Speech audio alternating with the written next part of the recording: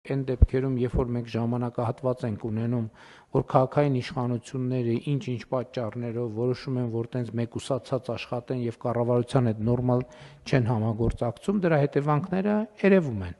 Եվ դրա հետևանքները երևացին եւ Երևանում, եւ Գյումրիում էլ ահավոր ձև են երևում։ Անի թաղամասում, սենց փոսերի միջով ուղակի երթևեկում ես, Գյումրի ցուցանակը, հենց որտեղ գրած է Գյումրի ցուցանակ, ցուցանակից 3 սանտիմետր այն կողմ սկսում է գերազանց որակի ճանապարհ, այսինքն Գյումրիից դուրս եկար գերազանց որակի ճանապարհ։ Այս տարվանից մենք մեր 500 կիլոմետր ճանապարհների տրամաբանության մեջ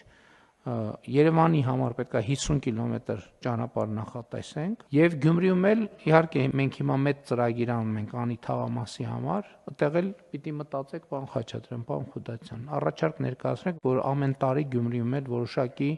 ներդրումներ անենք, որպեսզի սենց վիճակներ չլինեն։